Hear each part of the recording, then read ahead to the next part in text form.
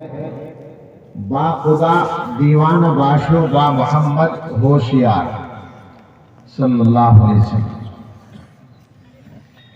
اللہ تعالیٰ کا شکر ہر نعمت پر لازم ہے۔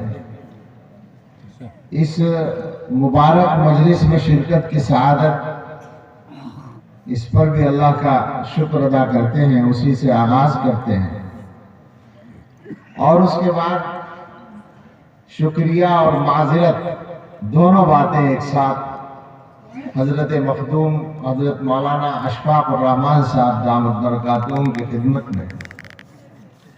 شکریہ تو یاد فرمانے کا اور دعائیں کرنے کا، اور معذرت اس کی کہ یہ حق ان کا ہے اصل کہ انہوں نے یہ حدیث رسول صلی اللہ علیہ وسلم کا مقدس مجموعہ پڑھایا ہے، تو اس کی تکمیل یہ حقیقت میں انہی کا منصب اور انہی کا حق ہے، انہی کو زیبا ہے۔ یہ ایثار کیا گیا ہے ایک بے علم کی طرف،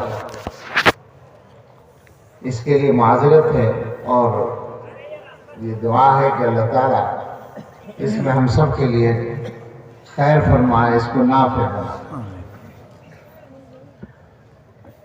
صحیح بخاری کی تکمیل جب ہوتی ہے تو سامنے کچھ تو طلبہ ہوتے ہیں جیسے آپ حضرات بیٹھے ہیں، اور زیادہ مجمع کچھ علماء بھی ہوتے ہیں، جیسے یہاں بڑی تعداد میں علماء ہیں، اور ایک مجمع وہ ہوتا ہے جو علمی مضامین کو عام حالات میں نہیں سمجھ سکتا۔ تو ایسے میں دو طریقے علماء کے یہاں رہے ہیں۔ بعض حضرات تو درسی مباحث کچھ دیر بیان کرتے ہیں اور اس کے بعد عام لوگوں سے مخاطب ہوتے ہیں۔ اس گناہگار کو تو کچھ آتا جاتا نہیں ہے۔ میرا طریقہ یہ ہے عام طور پر جب ایسی سعادت کا موقع ملتا ہے کہ ان مضامین کو بھی عام فہم انداز میں بیان کر دیا جائے اور وہ سبھی کے کام آ جائیں، اس انداز سے بات کر لی جائے۔ بخاری شریف کے سلسلے میں بتانے کی ضرورت نہیں ہے، مگر دو ایک باتیں ایسی ہیں جن کا تذکرہ مناسب لگتا ہے، اور اس سے بھی پہلے یہ بات کہ اللہ تعالیٰ اس کائنات کے خالق ہیں۔ اللہ نے اپنے بندوں کو اپنی مرضی بتانے کے لیے، اللہ تعالیٰ بندوں سے کیا چاہتے ہیں، بندے کس طرح زندگی گزاریں جو اللہ کو پسند آئے، یہ بات بندوں کو بتانے کے لیے اللہ نے بندوں میں سے کچھ منتخب حضرات کو نبی بنایا۔ یہ اللہ تعالیٰ کا انتخاب تھا۔ انسان اول حضرت آدم علیہ السلام سے اللہ تعالیٰ نے یہ سلسلہ شروع کیا، اور خاتم النبیین رحمت للعالمین حضرت محمد رسول اللہ صلی اللہ تعالیٰ علیہ وسلم پر اس کو مکمل کر دیا، ختم کر دیا۔ حضرت محمد رسول اللہ صلی اللہ علیہ وسلم کو اللہ نے آخری نبی اور آخری رسول بنایا، لہذا یہ فیصلہ بھی کر دیا کہ قیامت تک آنے والی دنیا کے لیے ہدایت کا راستہ حضرت محمد صلی اللہ علیہ وسلم کے نقوش قدم سے نکلے گا۔ اس مقصد کے لیے اللہ نے اپنی وحی حضور علیہ السلام کے پاس دو طریقے سے بھیجی۔ ایک وہ جس کے الفاظ باری تعالیٰ نے خود اپنی طرف سے نازل فرمائے، اس انداز سے کہ ان میں ایک حرف گھٹانے یا بڑھانے کا اختیار کسی عام انسان کو تو کیا ہوتا، خود صاحب وحی صلی اللہ علیہ وسلم کو بھی نہیں تھا۔ آپ بھی اس بات کے پابند تھے کہ جیسے اللہ کی طرف سے نازل ہو بعین ہی اس کو پہنچا دیا جائے۔ حضور علیہ السلام پر وحی کس طرح نازل ہوتی تھی، یہ بات بخاری شریف میں آپ نے پڑھی ہے اور عام مسلمان اس پر ایمان رکھتا ہے، اور یہ بات بالکل عقلی بات ہے کہ اللہ کے کچھ بندے ضرور ایسے ہونے چاہیے تھے کہ ان کے اوپر وحی آئے اور ان کی تائید معجزات سے ہو جائے، تاکہ ہر آدمی دعویٰ نہ کر سکے جس کے پاس وحی آئے اسی کے ہاتھ پر معجزہ ظاہر ہو۔ یہ تاریخ سے ثابت ہے کہ جھوٹے نبی کے ہاتھ پر کبھی معجزہ ظاہر نہیں ہوتا، اس لیے ثابت ہے، طے شدہ ہے، عقلی طور پر ثابت ہے یہ بات کہ حضرت محمد صلی اللہ علیہ وسلم اور ان سے پہلے حضرات انبیاء پر اللہ کی طرف سے فرشتہ وحی لے کر آتا تھا۔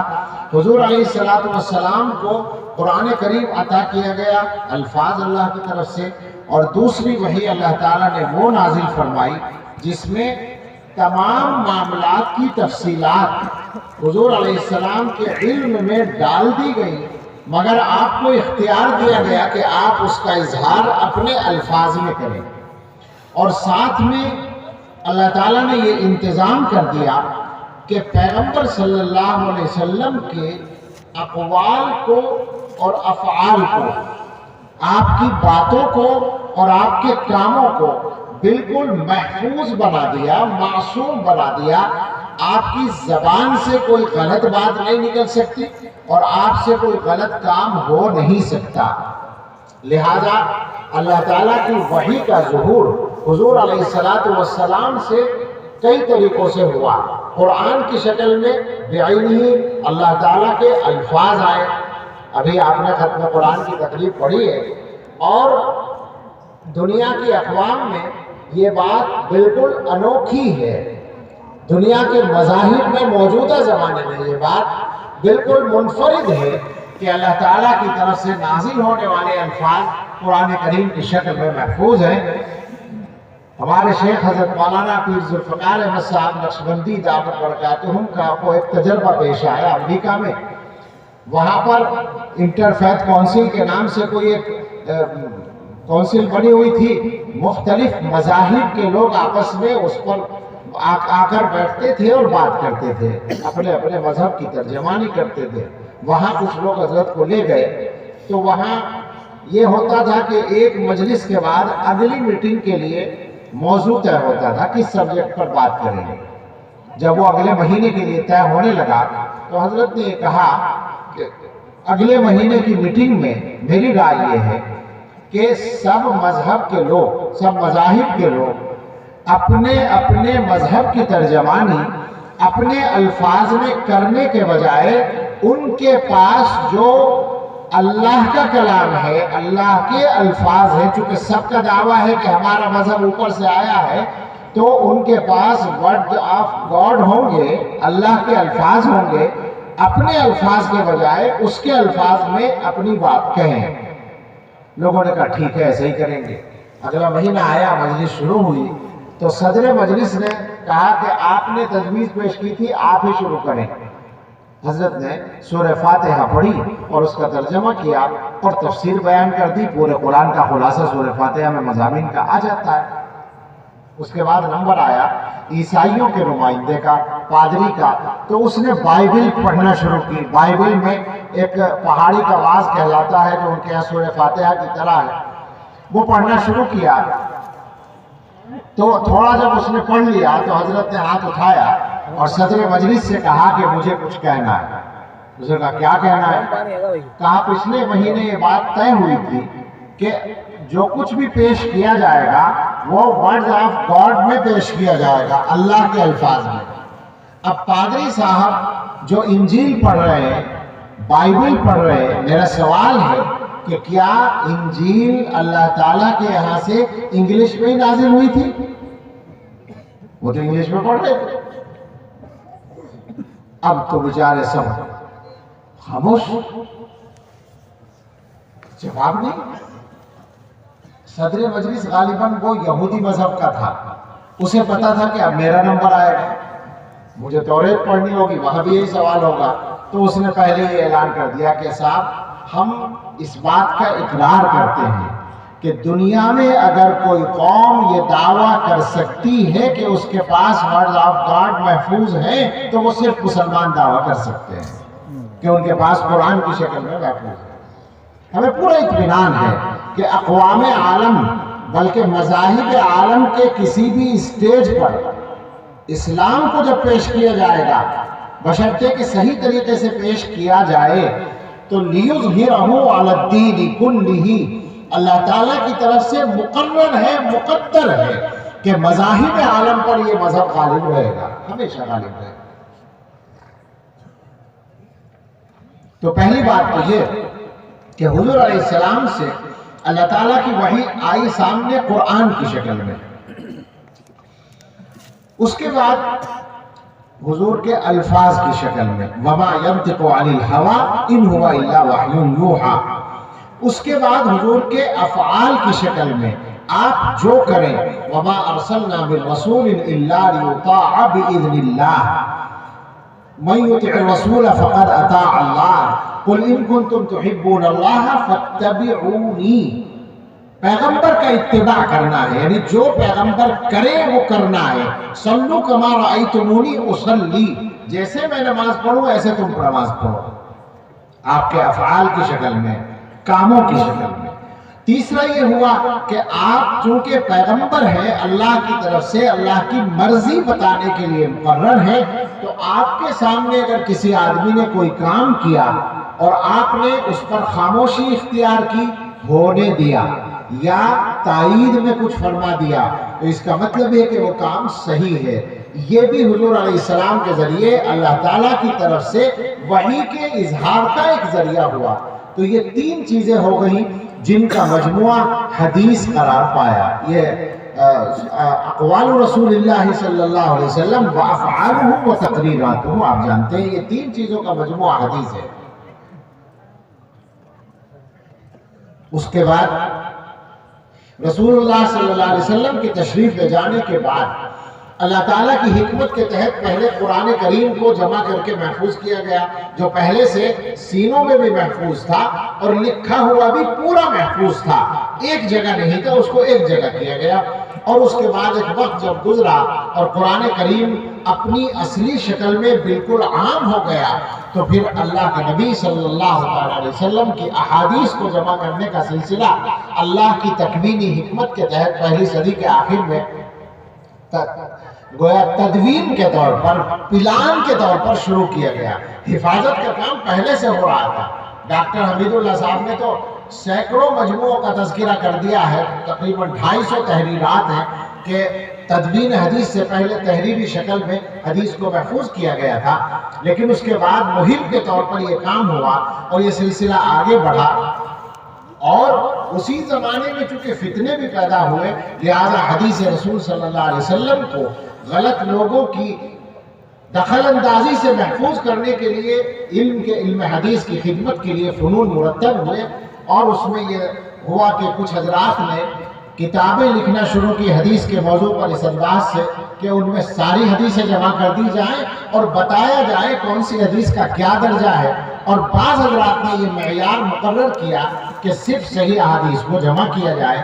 اس معیار کے مقرر کرنے والوں میں سب سے پہلی کتاب تو موطا امام مالک لکھی گئی تھی، اس کے بعد زیادہ جامع طریقے پر، زیادہ وسیع پیمانے پر اللہ تعالیٰ نے یہ کام دوسری صدی کے آخر میں پیدا ہونے والے امام بخاری رحمۃ اللہ علیہ سے لیا، اور انہوں نے الجامع المسند الصحیح من سنن رسول اللہ سننی و ایامہ، وہ جو پورا نام ہے بخاری شریف کا، یہ اللہ تعالیٰ نے ان سے مرتب کرائی۔ اس کتاب کو اللہ رب العزت نے جو مقبولیت عطا فرمائی ہے، اس کے دو شواہد ذکر کرنے کو جی چاہتا ہے۔ ایک تو یہ کہ ابو علی مروزی یہ کہتے ہیں کہ میں نے رات میں خواب میں سرکار دو عالم صلی اللہ تعالیٰ علیہ وسلم کو دیکھا، آپ یہ فرما رہے تھے اِلَى مَتَى تُدَرِّسُ کتاب الشافعی وما تدرس کتابی، تم کب تک امام شافعی کی کتاب پڑھاتے رہو گے اور میری کتاب نہیں پڑھاؤ گے؟ تو میں نے پوچھا کہ آپ کی کتاب کون سی ہے؟ آپ نے فرمایا محمد ابن اسماعیل بخاری کی صحیح۔ دوسری فضیلت اس کی یہ ہے کہ غالباً 8ویں صدی ہجری میں ایک عالم نے کعبۃ اللہ کے اندر اس کتاب کی مکمل قراءت فرمائی۔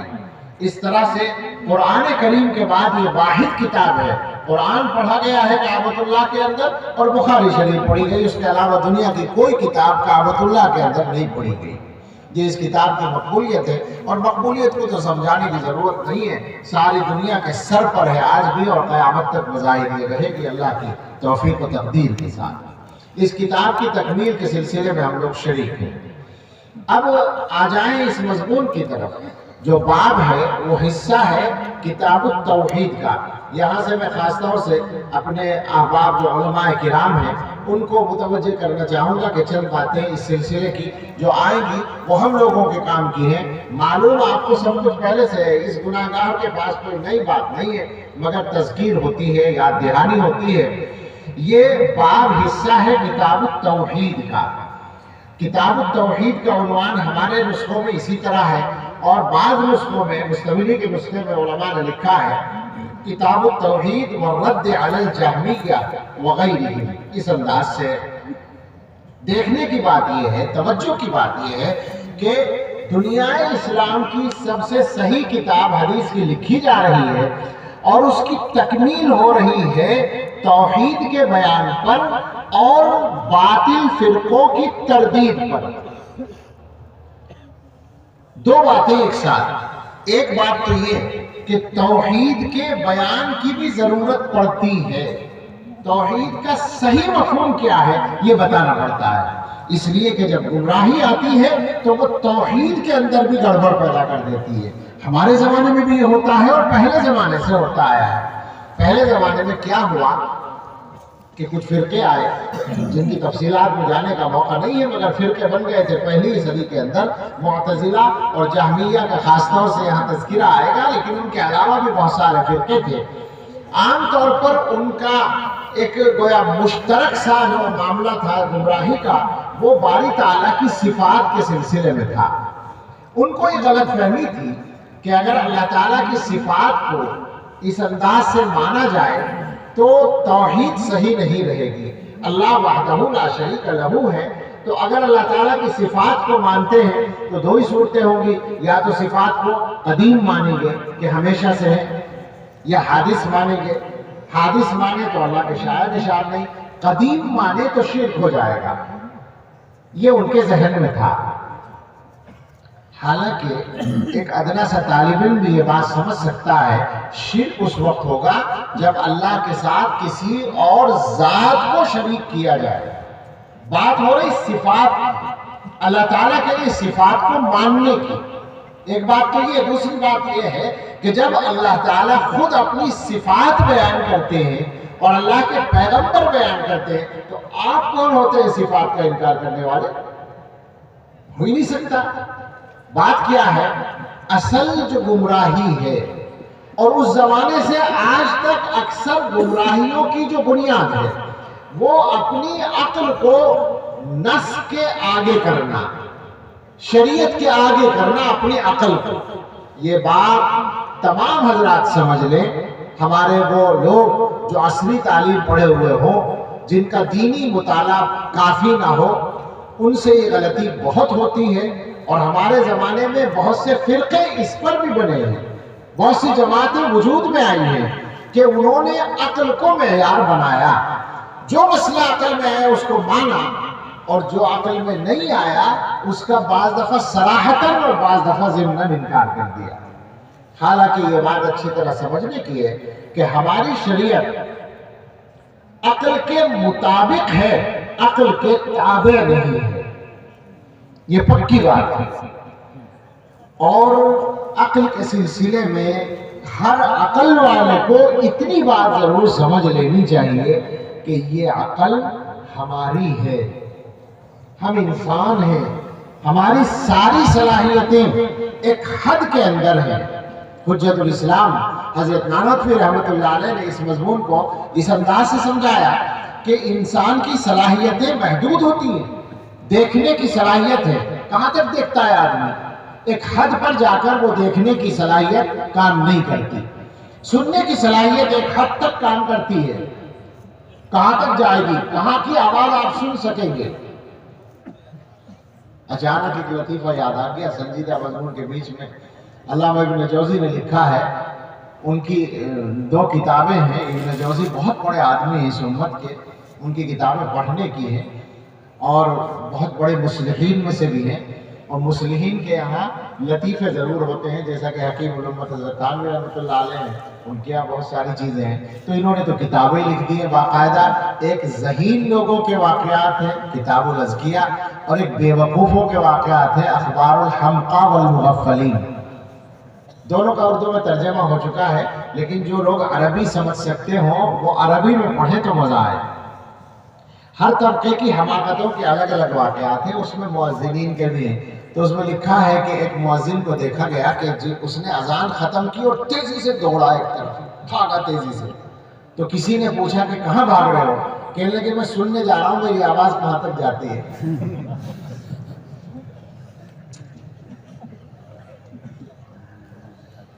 یہ تو تھوڑا سا مختلف ہو گیا، لیکن بہرحال میں تو یہ کہنا چاہتا تھا کہ سننے کی صلاحیت بھی انسان کی محدود ہے، دیکھنے کی صلاحیت بھی محدود ہے، اسی طرح سے جناب عالی یہ سمجھنے کی صلاحیت بھی ایک حد تک ہی کام کرتی ہے، آگے نہیں جاتی۔ جن لوگوں نے یہ سمجھا کہ ہر بات ہماری عقل میں آنی چاہیے، ان سے غلطی ہو گئی، کوئی نوڑی ٹھوکر کھائی ایک حد تک۔ بھئی اقبال کہتے ہیں اچھا ہے دل کے ساتھ رہے پاسبان عقل، لیکن کہیں اسے تنہا بھی چھوڑ دے۔ اور جگر کہتے ہیں معرفت جمال میں کام نہ آئے بالوں پر، عقل کہیں پہ گر پڑی چھوٹ گئی کہیں نظر۔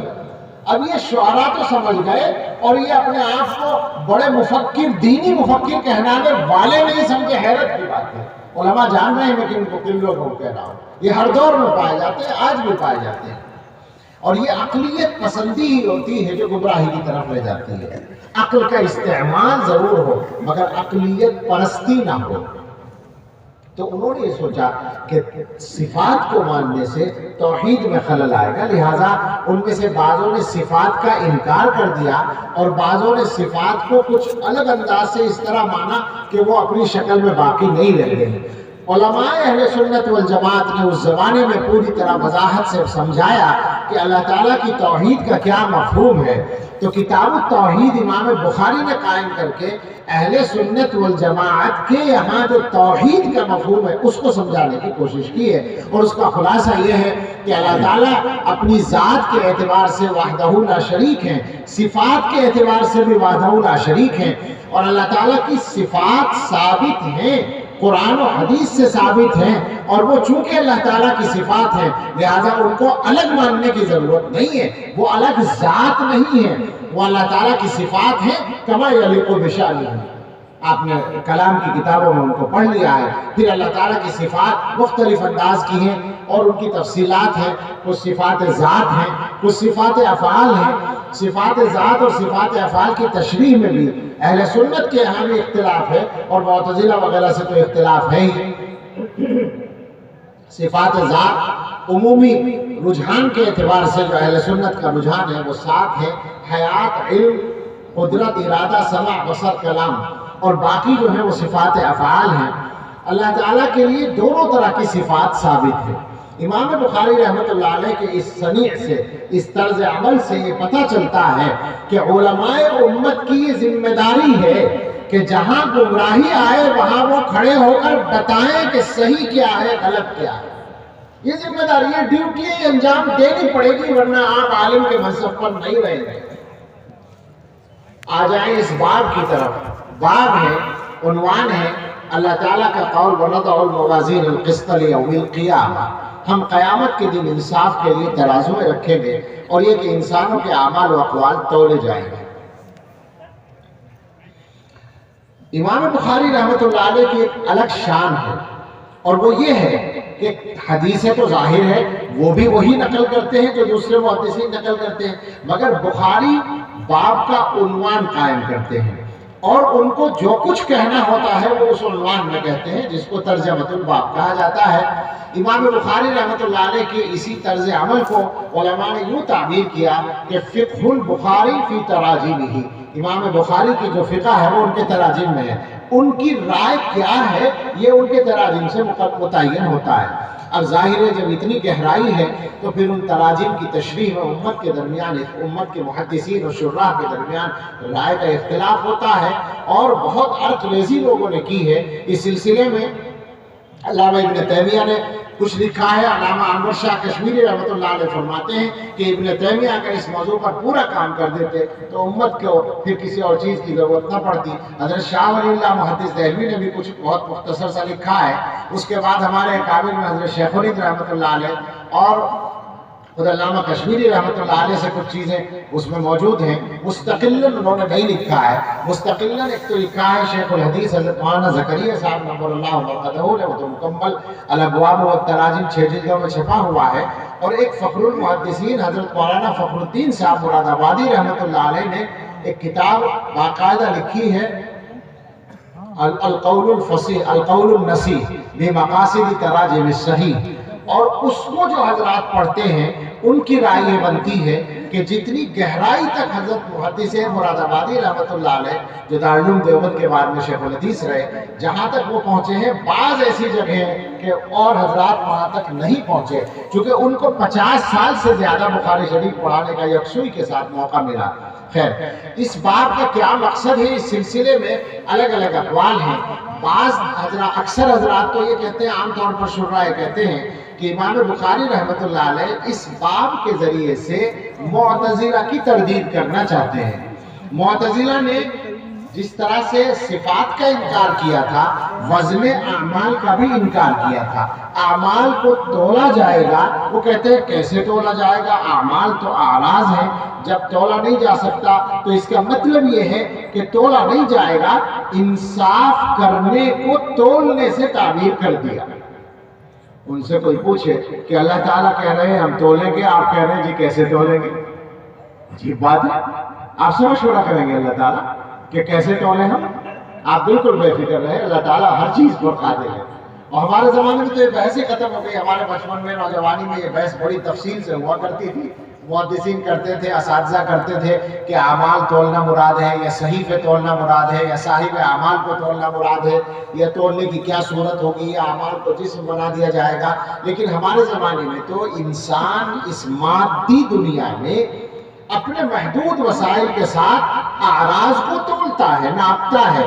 ہوا کتنی رفتار سے چل رہی ہے آپ کو پتا ہے، بدن کے اندر گرمی کتنی آپ کو پتا ہے، باہر گرمی کتنی آپ کو پتا ہے، آپ ناپ رہے ہیں ان چیزوں کو اپنی اس دنیا کے اندر، تو اللہ تعالیٰ جو قادر مطلق ہے وہ کیسے نہیں ناپ سکتے؟ یہاں پر جو گمراہی کی بنیاد بنی ہے وہ قیاس مع الفارق ہے، یعنی عالم بشریت کیا کہیں گے اس کو، عالم دنیا پر عالم آخرت کو قیاس کیا جا رہا ہے۔ ایک عالم دنیا ہے، ایک عالم برزخ ہے، ایک عالم آخرت ہے، تینوں کے معاملات بالکل الگ الگ ہیں۔ بلکہ اگر آدمی غور سے سمجھنا چاہے تو عالم دنیا میں بھی دو قسم کے وجود ہوتے ہیں، دونوں کا حکم الگ الگ ہے۔ ایک وجود خارجی ہوتا ہے، ایک وجود ذہنی ہوتا ہے۔ آپ سمجھے، ہاتھی دیکھا ہے کبھی؟ ہاتھی ذہن میں آیا نا، ہاتھی اتنے سے ذہن میں ہاتھی آ گیا، یہی ہے۔ وجود خارجی کے اعتبار سے ہاتھی کو بہت بڑی جگہ چاہیے، لیکن وجود ذہنی کے لیے کوئی جگہ نہیں چاہیے، ذہن میں آ گیا آسانی کے ساتھ۔ تو جب اسی دنیا کے اندر ایک چیز کے دو وجود اتنے فرق کے ساتھ ہو سکتے ہیں کہ ذہن میں ہاتھی آ جائے، تو پھر عالم دنیا اور عالم آخرت میں کتنا بڑا فرق ہوگا۔ عقلیت پسندی یا عقلیت پرستی آدمی کو گمراہی کی طرف لے جاتی ہے۔ انہوں نے وزن اعمال کا انکار کر دیا، تو امام بخاری رحمۃ اللہ علیہ ان کی تردید کرنا چاہتے ہیں۔ مگر اس پر حضرات شراح میں سے بعض نے یہ اشکال کیا ہے کہ اگر معتزلہ کی تردید مقصود ہے تو یہ تو والرد علی الجہمیہ کی بات ہو رہی ہے، عنوان تو جہمیہ کا ہے۔ بعض حضرات نے، غالباً علامہ زاہد کوثری نے تحقیق کر کے لکھا ہے کہ جہمیہ میں سے بھی بعض لوگ وزن اعمال کے منکر تھے، لہذا عنوان کے بھی مطابق ہے یہ بات، گویا وزن اعمال کو ثابت کرنا یہ اس عنوان کا، اس ترجمۃ الباب کا مقصد ہو سکتا ہے۔ علامہ انور شاہ کشمیری رحمۃ اللہ علیہ نے اور علامہ ابن قیم نے بھی یہ بات لکھی ہے کہ یہاں ایک دوسرے مسئلے کی طرف اشارہ ہے۔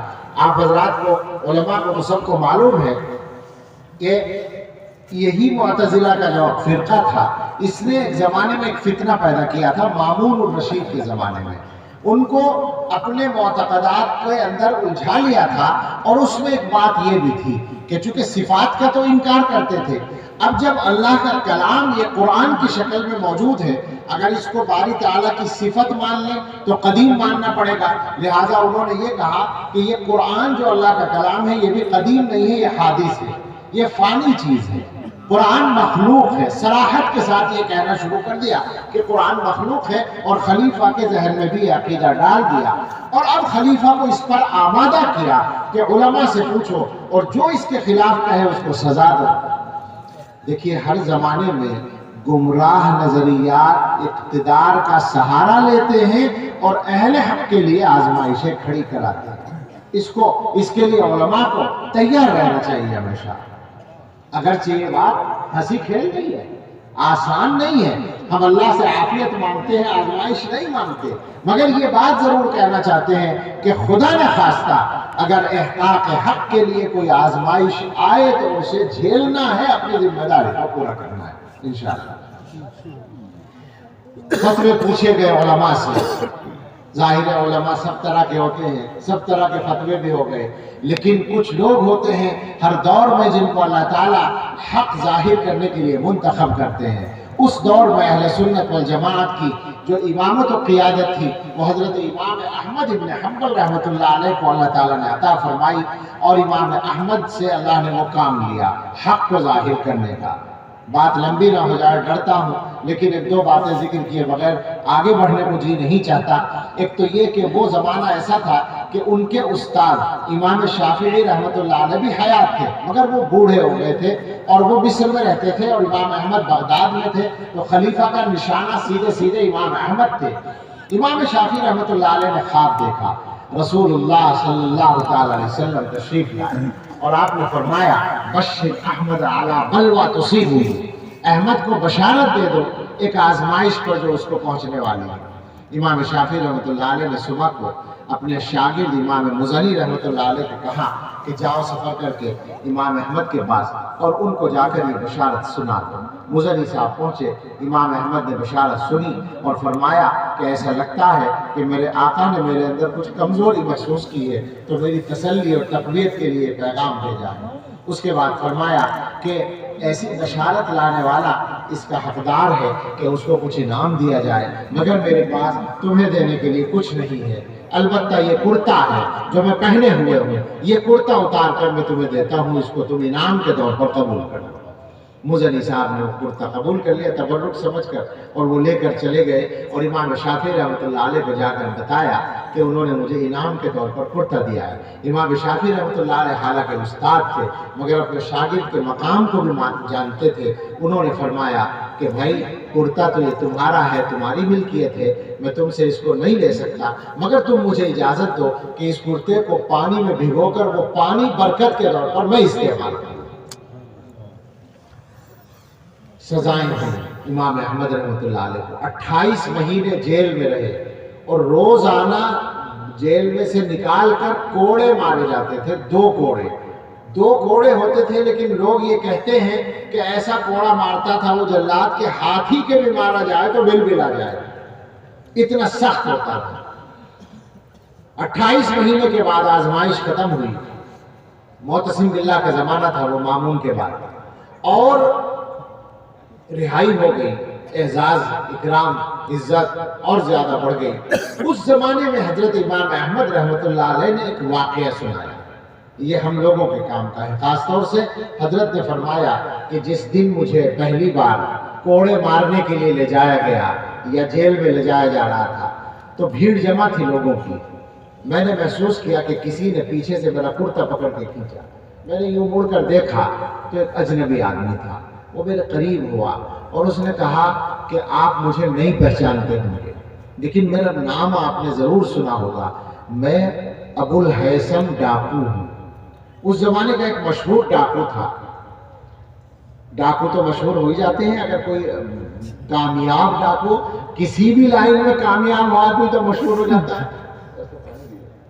ہمارے یہاں ہمارے علاقے میں انگریزوں کے دور میں سلطانہ ڈاکو مشہور تھا، آپ نے سنا ہوگا نام۔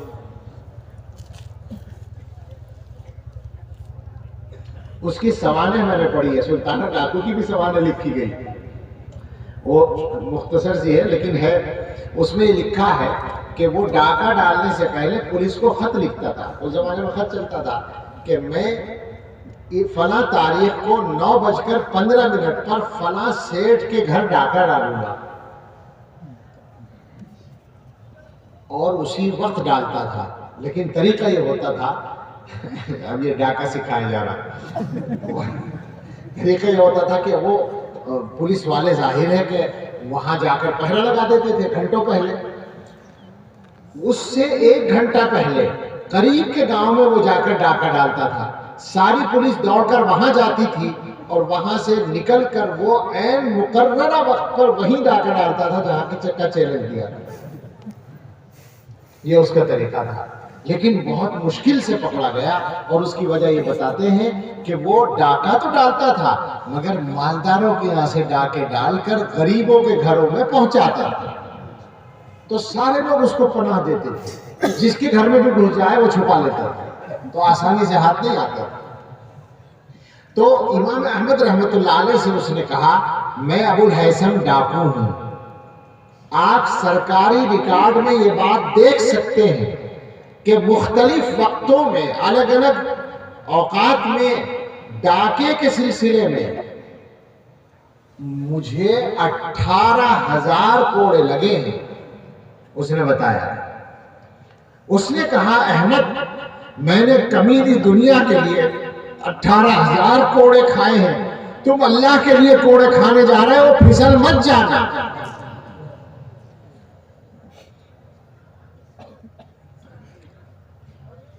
استقامت اختیار کر، چنانچہ استقامت اختیار کی اور اللہ نے اسے کام لیا۔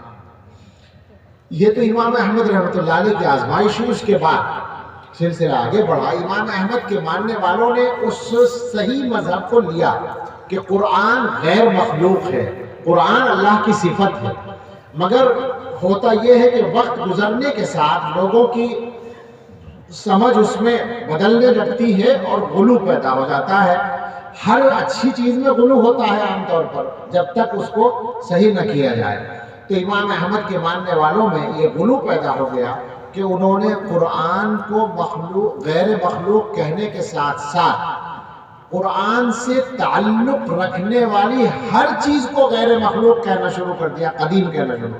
انہوں نے کہا جس کاغذ پر قرآن لکھا وہ بھی قدیم ہے، جس روشنائی سے لکھا گیا وہ بھی قدیم ہے، یہاں تک کہ جس گتے میں جلد بنائی گئی ہے وہ بھی قدیم ہے، اور ہم جو پڑھتے ہیں ہمارا تلفظ بالقرآن بھی قدیم ہے۔ یہ غلط تھی بات۔ تو اب اس زمانے کے علماء نے اس کی تردید کی۔ یہ زمانہ امام بخاری کا تھا، امام بخاری رحمۃ اللہ علیہ اسی بات میں ہے، اسی گویا ان کے شاگردوں کے زمانے میں ہے۔ تو امام بخاری رحمۃ اللہ علیہ نے حق کو ظاہر کیا۔ اس مسئلے میں امام بخاری کو آزمایا گیا۔ عجیب بات ہے، سب آزمائے جاتے ہیں، بڑے بڑے آزمائے جاتے ہیں، بلکہ بڑے وہی بنتے ہیں جو آزمائے جاتے ہیں، بڑے ہی آزمائے جاتے ہیں۔ اگر ہم کہیں ہم جیسے تو بس یوں ہی عافیت سے گزار کے چلے جاتے ہیں، ہمارے اکابر تک ہر دور میں بڑوں کو آزمایا گیا ہے، اور بڑے وہی ہیں جو آزمائش میں پورے اترے ہیں۔ امام بخاری رحمۃ اللہ علیہ نے اپنے وطن میں حدیث کا درس شروع کیا۔ حاکم نے، ان کے علاقے کے حاکم نے ایک آدمی کو بھیجا کہ جا کے پوچھو مسئلہ کیا کہتے ہیں قرآن کے بارے میں، تلفظ بالقرآن کے بارے میں۔ اس زمانے میں ایک لفظ بولتے تھے، لفظی بالقرآن مخلوق، میرا تلفظ بالقرآن مخلوق ہے۔ امام احمد نے اس کو اس زمانے میں منع کیا تھا، اپنے زمانے میں۔ بعد میں اس کا غلط مطلب چل پڑا تو یہ بات صحیح بن گئی۔ ہم جو قرآن کا تلفظ کرتے ہیں الحمدللہ رب العالمین، میں نے پڑھا ختم ہو گیا، تو یہ تو حدیث ہے، علماء یہی کہتے تھے۔ مگر امام بخاری رحمۃ اللہ علیہ نے پھر بھی احتیاط کرتے ہوئے الفاظ بدلے۔ انہوں نے فرمایا الفاظنا افعالنا و افعالنا مخلوقۃ، ہمارے الفاظ یہ ہمارا فعل ہے اور ہمارے افعال مخلوق ہیں۔ مفہوم تو وہی ہو گیا، لہذا فوراً شور مچا دیا کہ یہ بھی وہی بات کہتے ہیں جو سب کہہ رہے ہیں، لہذا ان کے خلاف ہنگامہ ہو گیا، سبق بند ہو گیا، وطن چھوڑنا پڑا۔ یہ امام بخاری جس کی حکومت آج تک علمی دنیا پر قائم ہے اور قیامت تک رہے گی، اس اللہ کے بندے کو حق بات کہنے کی پاداش میں وطن چھوڑنا پڑا، اپنے وطن میں موت کا موقع نہیں ملا، مسافرت میں انتقال ہوا خرطن کے مقام۔ تو علامہ انور شاہ کشمیری رحمۃ اللہ علیہ اور علامہ ابن قیم فرماتے ہیں یہ مسئلہ جس میں امام بخاری کو آزمائش کا سامنا کرنا پڑا، وہ یہاں اس مسئلے کو بیان کر رہے ہیں، اور اس کی وضاحت یہ ہے کہ اللہ تعالیٰ اعمال اور اقوال کو تولیں گے۔ تو ہم جو قرآن پڑھتے ہیں یہ تلاوت یہ ہمارا عمل ہے، لہذا تلاوت کو بھی تولا جائے گا، لیکن ظاہر ہے کہ قرآن کو نہیں تولا جائے گا، وہ تو اللہ کی صفت ہے۔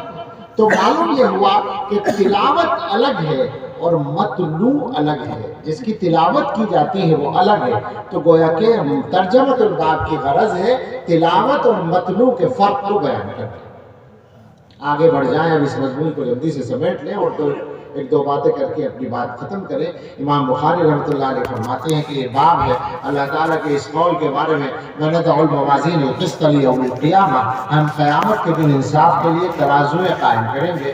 آیت کے الفاظ کی الگ الگ تشریح میں اس وقت میں اس کو چھوڑ کر آگے بڑھتے ہیں۔ الفاظ کی تشریح آپ کو معلوم ہے، موازین جمع کیوں لا گیا، قسط مفعول لہو ہے، لیوم القیامۃ علامہ جلیہ ہے، جلدی میں نے کہہ بھی دیا۔ وَأَنَّ أَعْمَالَ بَنِي آدَمَ وَقَوْلَهُمْ يُوزَنُ، اور یہ کہ بنی آدم کے اعمال اور اقوال تولے جائیں گے، اعمال و اقوال تولے جائیں گے۔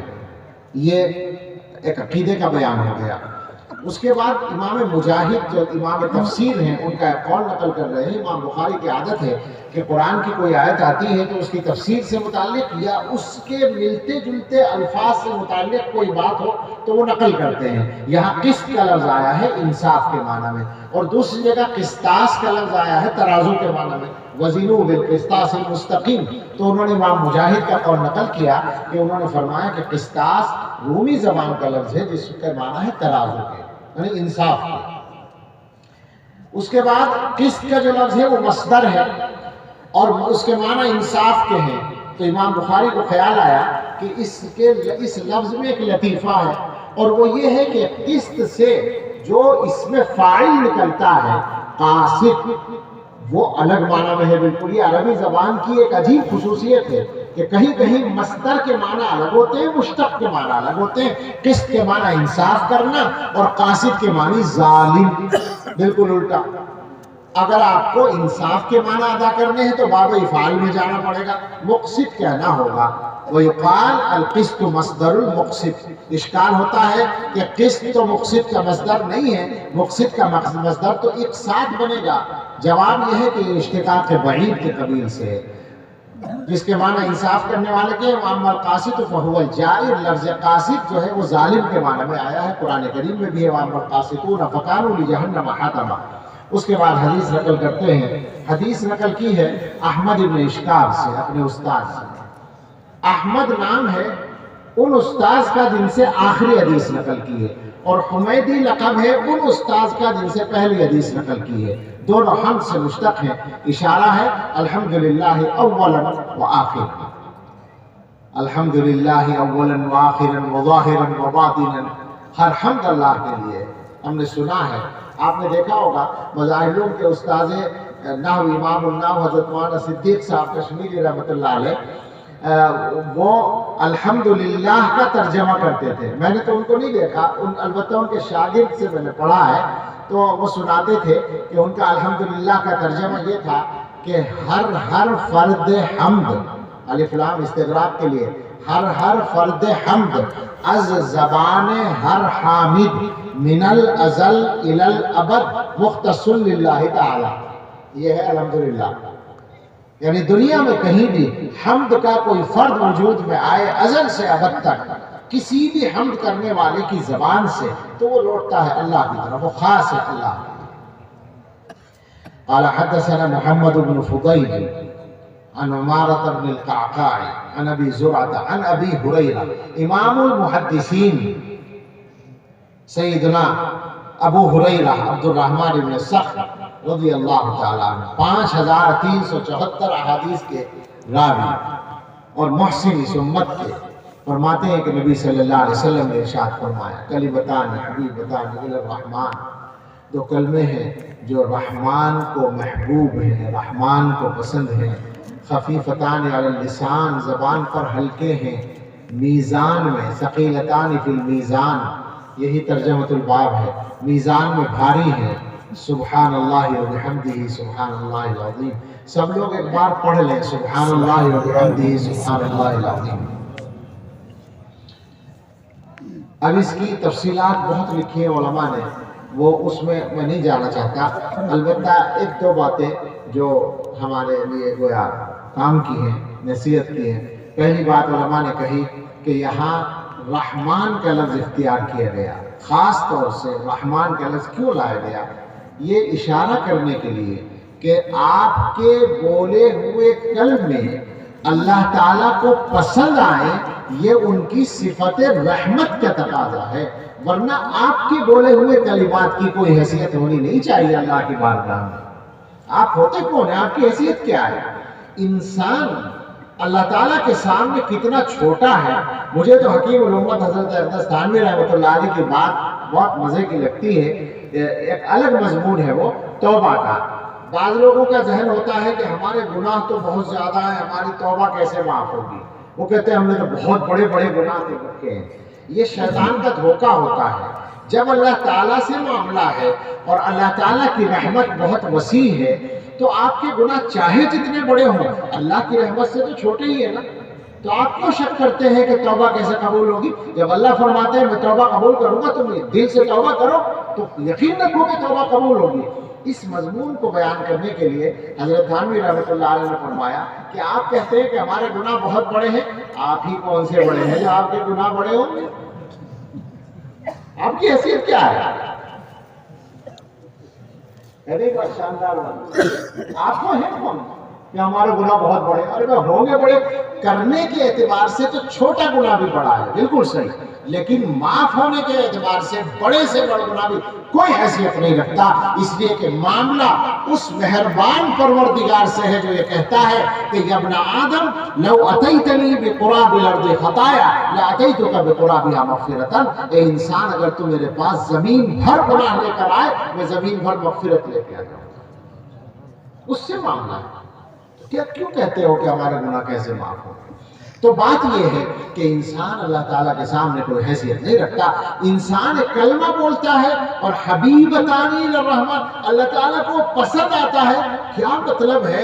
وہ صرف رحمت ہے اللہ کی کہ وہ آپ کے بولے ہوئے کلمے کو پسند کر رہا ہے۔ امام ربانی حضرت مجدد الفسانی رحمۃ اللہ علیہ فرماتے ہیں کہ انسان چاہے جتنی خوبصورت عبادت کرے، جتنا چاہے بنا سنوار کر عبادت کرے، وہ اللہ تعالیٰ کے شایان شان نہیں ہو سکتی۔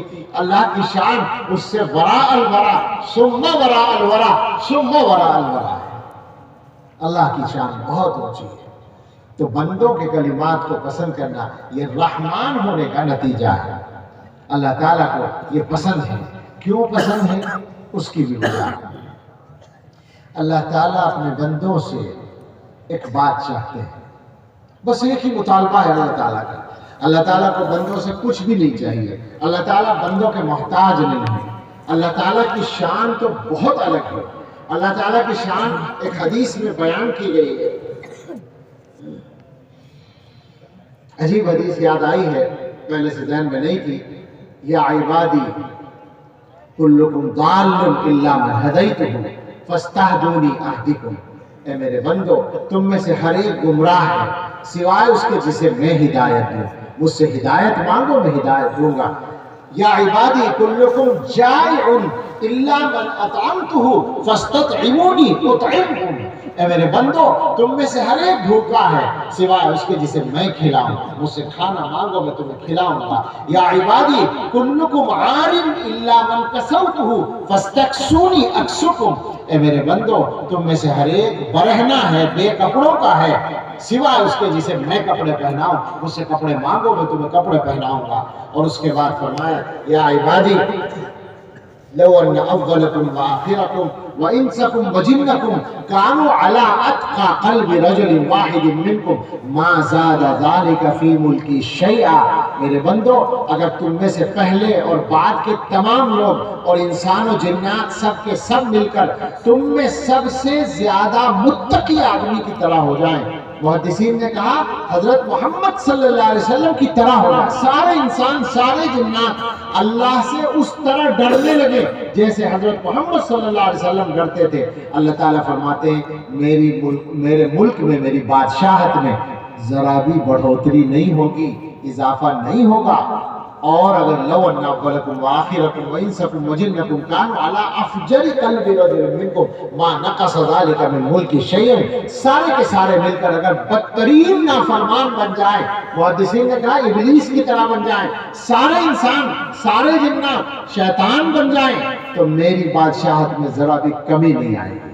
اور آگے فرمایا کہ اگر تم میں سے ہر آدمی سارے لوگ آ جائیں ایک میدان میں، کانوا فی صعید واحد، اور ہر آدمی اپنی خواہش مانگے، سأل کل واحد مسألته، جو جی چاہتا ہے وہ مانگے.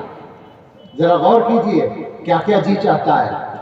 ہم میں سے ہر ایک کا جی چاہتا ہے کہ بھوپال میں سب سے بڑا جس کا مکان ہے ویسا مکان ہمارا ہو جائے. کیا خیال ہے؟ سب سے زیادہ شاندار کپڑے جو آدمی پہنتا ہے ویسے کپڑے ہم پہنے، سب سے بڑا کاروبار جیسا کسی آدمی کا ہے ویسا ہمارا ہو جائے. تمنا ہے ہماری، وہ الگ بات ہے کہ ہونی چاہیے یا نہیں، لیکن اللہ تعالیٰ ہی فرماتے ہیں کہ اگر تم سارے کے سارے ایک میدان میں جمع ہو جاؤ اور تم میں سے ہر آدمی اپنی خواہش مانگے اور میں ہر ایک کی خواہش پوری کر دوں، تو ما نقص ذلك مما عندي الا كما ينقص المخيط اذا ادخل البحر. اس کی وجہ سے میرے خزانے میں ایسی کمی آئے گی، اگر کمی کہیں اس کو، جیسے سوئی سمندر میں ڈال دی جائے تو سوئی کے ذریعے جو پانی باہر آئے گا وہ کتنا ہوگا؟ ایک بوند بھی پورا نہیں ہوگا. اس طرح سے میرے خزانے میں سے خرچ ہوگا اگر سب کو دے دوں، سب کی خواہش پوری کر دوں. یہ اللہ کی شان ہے. تو اللہ کو بندوں سے کچھ نہیں چاہیے، مگر ہاں اللہ تعالیٰ یہ چاہتے ہیں کہ بندے یہ مانے کہ اللہ تعالیٰ اپنی ذات اور صفات میں وحدہ لا شریک ہے، اللہ کی توحید کو مانے اور اللہ تعالیٰ کے پاک ہونے کو مانے.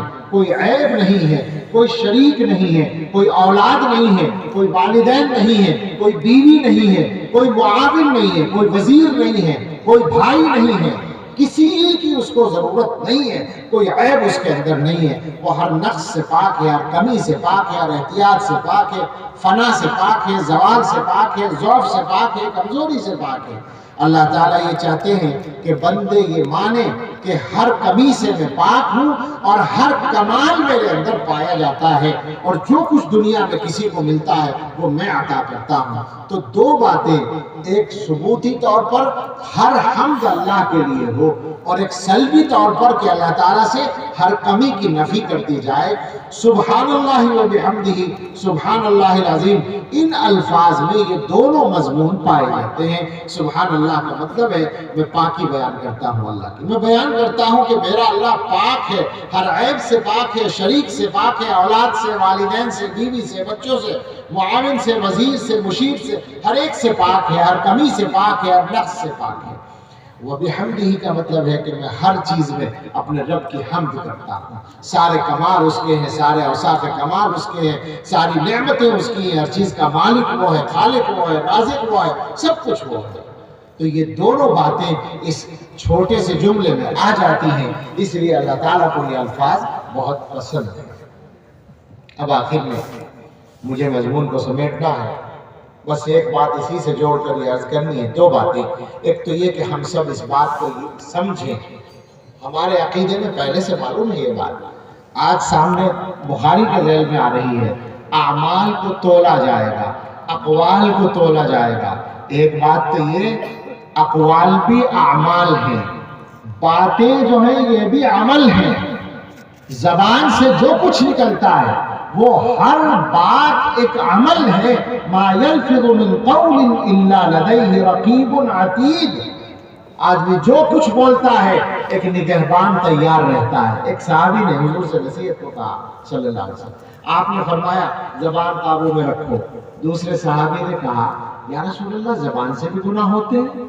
حضور نے فرمایا اللہ کے بندے, جہنم میں زیادہ لوگ تو زبانی کی وجہ سے جائیں گے, زیادہ لوگ زبان کے گناہوں کی وجہ سے جائیں گے. آپ اندازہ کریں ہمارے یہاں جو عام ماحول ہے وہ یہ ہے کہ زبان کا غلط استعمال اور بے ضرورت استعمال پیٹ بھر کے ہوتا ہے. پرانے زمانے میں ایک لطیفہ لکھا جاتا تھا کہ سب سے بڑا جھوٹ کیا ہے کہ جی دو عورتیں ایک جگہ بیٹھی تھی اور خاموش تھی. یہ سب سے بڑا جھوٹ کہا جاتا تھا. مگر میں آپ سے کہتا ہوں گزشتہ کم از کم 30-35 سال سے 35 سال تو پڑھاتے ہوئے ہو گئے, اس میں کم از کم 25 سال تو ایسے ہیں جو کثرت سے سفر کرنے گئے ہیں. میں نے کبھی 2 مردوں کو بھی خاموش بیٹھا ہوا نہیں دیکھا. سب مرد بھی عورتیں بن گئے اس معاملے میں. کم سے کم میں سچ کہتا ہوں سخت تکلیف ہوتی ہے. جہاں بھی جو آدمی بیٹھے ہوتے ہیں باتیں ہی کرتے رہتے ہیں, بولتے ہی رہتے ہیں. میں گاڑی میں دیکھتا ہوں سفر کے دوران, میں کمروں میں بیٹھے ہوئے دیکھتا ہوں, ارے بھائی کیا فرض ہے بولنا دوسرے کی گویا دل جوئی اسی طرح ہوگی کہ آپ اس سے مسلسل ٹر کرتے رہیں. خاموش بیٹھو, ایک ایک لفظ کا حساب دینا پڑے گا اللہ کے یہاں. ناجائز بات نہیں بولنی, جھوٹ نہیں بولنا, اور ہر سچ بھی نہیں بولنا. بہت سارے سچ بولنا حرام ہوتا ہے. بعض لوگ کہیں گے تو پہلی بار سنا کہ سچ بولنا بھی حرام ہوتا ہے. نہیں, پہلی بار نہیں سنا آپ نے, آپ جانتے ہیں. مجھے بتائیے غیبت سچ ہوتی ہے یا جھوٹ ہوتی ہے؟ غیبت کہتے ہی اس کو ہے جو سچ ہو, جھوٹ ہو تو بہتان ہے. سچ ہوتی ہے غیبت اور حرام ہے. اس کا مطلب ہے کہ بہت سے سچ بھی حرام ہوتے ہیں. کسی کی برائی بیان کرنا مزے لینے کے لیے, اس کا نام غیبت ہے. سیدھی سیدھی تعریف کی. حضرت مدنی رحمۃ اللہ علیہ سے منقول ہے کسی کا عیب بیان کرنا پس پشت حظ نفس کے لیے, کسی صحیح مقصد سے بیان کرنا غیبت نہیں ہے. مزے لینے کے لیے جیسے ہم لوگ کرتے ہیں. ہم لوگ یہ چاہتے ہیں کہ اگر فلاں آدمی کی برائی میرے علم میں ہے تو سب کو پتہ چل جائے تاکہ لوگ اس کی عزت نہ کریں. ہمیں دوسروں کی عزت اچھی نہیں لگتی. یہ مرض ہے ہمارا, اور اپنی عزت کو کعبے سے زیادہ سمجھتے ہیں. ہر مسلمان کی عزت اللہ کی نظر میں کعبے سے زیادہ. تو ناجائز بات نہیں بولنی, اور سچ بھی ہر سچ نہیں بولنا, بے ضرورت نہیں بولنا. آپ اس کی پابندی کر کے دیکھیں تو آپ کو پتہ چلے گا علم کیسا ہوتا ہے. علماء سے تو خاص طور سے گزارش ہے کہ آپ تو کم سے کم بالکل روزہ رکھ لیں بے ضرورت بولنے کا. میں سچ کہہ رہا ہوں, بہت زیادہ علوم کے دروازے کھل جائیں گے, ذمہ داریاں ادا کرنا آسان ہو جائے گا. میں اس موضوع پر میں مولانا سے عرض کر رہا تھا کہ میں اس پر بہت بولتا ہوں, بولنے کے مسئلے پر بہت بولتا ہوں. میں نے اپنے یہاں بولا تو میرے کچھ احباب جو مجھ سے متعلق ہیں وہ آئے, جوان لڑکے, کہنے لگے کہ آپ اس پر بہت نصیحت کرتے ہیں مگر مشکل یہ ہے کہ غیبت چھوٹتی نہیں, کیسے چھوڑیں؟ تو میں نے کہا بولنا چھوڑ دو. میں نے کہا بولنا چھوڑ دو. تو ایک دم وہ بولے کہ بولے بغیر تو کام نہیں چلتا. میں نے کہا مجھے یہی کہلوانا تھا, مجھے بھی پتا ہے جب کام نہ چلے تب بولو, بس یہ معیار ہے. جب ضروری ہو جائے تب بولو, یہی معیار ہے. اس کا یہ مطلب نہیں کہ آپ کسی سے خیریت نہ پوچھیں, ہنسی مذاق نہ کریں, نہیں, وہ بھی ضرورت میں شامل ہے.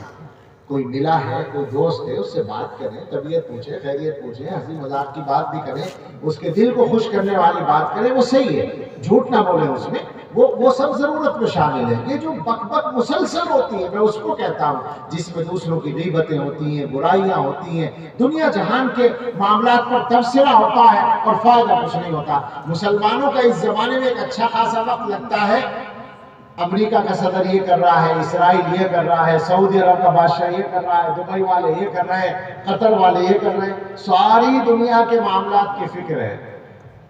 جناب عالی جو دشمن ہیں وہ تو دشمن ہیں, جو اپنے ہیں ان کا بھی بیچاروں کا جو دائرہ ہے وہ 2 کروڑ 3 کروڑ 5 کروڑ لوگوں کی پر پھیلا ہوا ہے.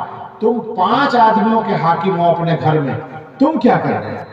تم بتاؤ، تمہارے گھر میں 5 آدمی ہیں، وہاں اللہ کی شریعت تم نے نافذ کر رکھی ہے؟ تم اپنے گھر کے 5 آدمیوں کے ساتھ انصاف کرتے ہو؟ ان پر اعتراض ہے کہ وہ 5 کروڑ کے حاکم ہیں اور انصاف نہیں کر رہے، تم اپنے 5 آدمیوں کے ساتھ انصاف نہیں کر رہے، خواہ وقت ضائع کرتے ہیں دنیا جہان کے تبصروں میں۔ اور حضرت نے تو ایک بات کہی تھی، اماموں کی بات چل رہی تھی نا ابھی، وہ کہ مسجد کے خطیب صاحب منبر پر بیٹھ کر روس اور امریکہ کے صدر کی دھجیاں اڑا دیتے ہیں اور مسجد کے صدر سے ڈر رہے ہوتے ہیں۔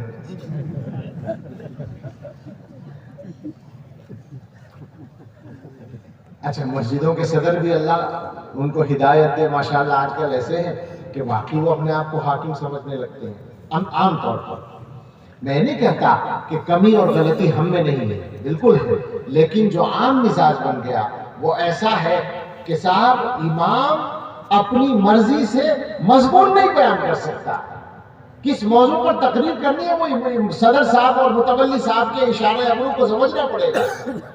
ورنہ میں ایسی مسجدیں جانتا ہوں متعین طور پر کہ ایک مسجد میں امام نے سود کے خلاف تقریر کر دی اور اگلے دن امامت چلی گئی، اس لیے کہ متولی کے کاروبار میں سود شامل تھا۔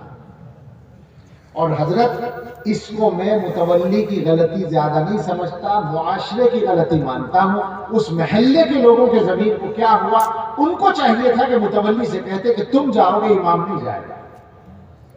مسلمانوں میں اگر حرام و حلال کے سلسلے میں بیداری ہو تو یہ ہونا چاہیے۔ خیر، بہت دور چلی گئی بات۔ ایک بات تو یہ ہے کہ اعمال بھی تولے جائیں گے اور اقوال بھی تولے جائیں گے، باتوں کا بھی حساب دینا پڑے گا۔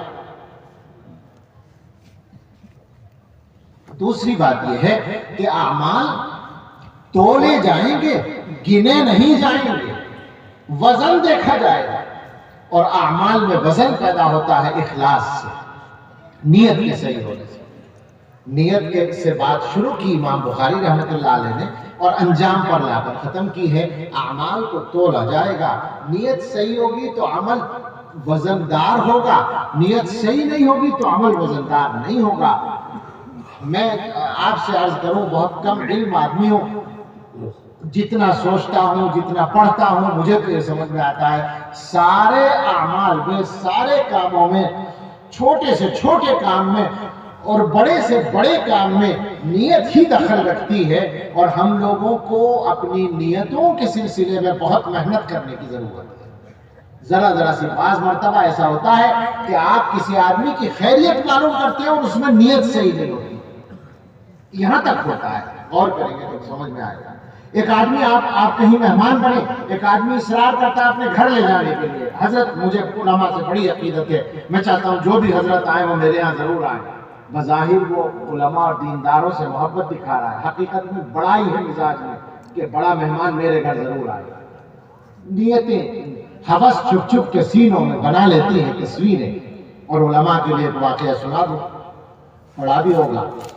حضرت شیخ الہند رحمۃ اللہ علیہ کا حکیم الامت حضرت تھانوی رحمۃ اللہ علیہ کانپور میں پڑھاتے، اور شروع میں پڑھایا حضرت نے 15-16 سال۔ جلسہ ہوا مدرسے کا اور اس میں اپنے استاذ حضرت شیخ الہند رحمۃ اللہ علیہ کو دعوت دی۔ حضرت پہنچ گئے، بیان شروع ہوا۔ اس بات کو سمجھنے کے لیے ایک تمہید تھوڑی سی قائم کرنی ہوگی۔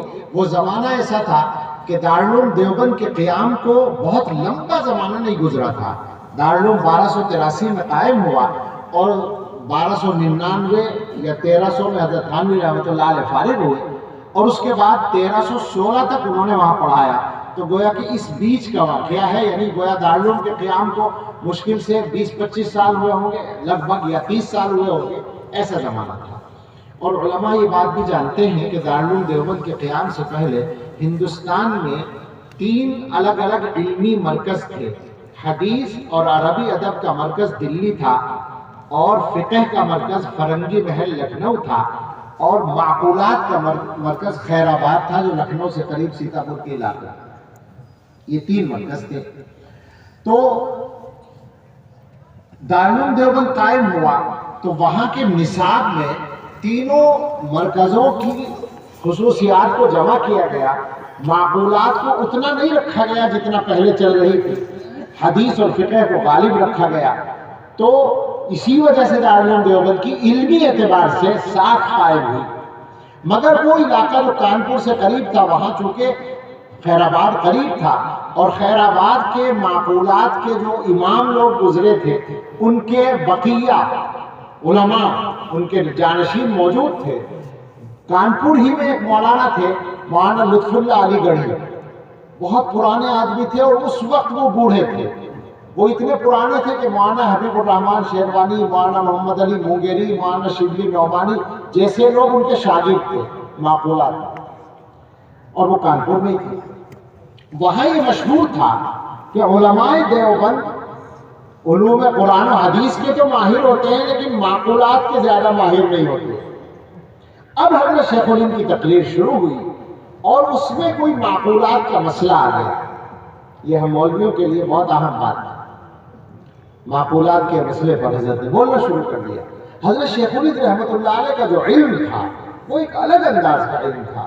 ان کے استاد حضرت گنگوہی رحمۃ اللہ علیہ نے، جو ان کے شیخ تھے، انہوں نے فرمایا تھا کہ مولوی محمود حسن علم کا کوٹھلا ہے، تو علم کا دریا بہنے لگا۔ حضرت تھانوی رحمۃ اللہ علیہ اس وقت جوان تھے، ان کے ذہن میں وہ بات تھی کہ یہاں کے لوگ میری مادر علمی کے بارے میں تبصرہ کرتے ہیں۔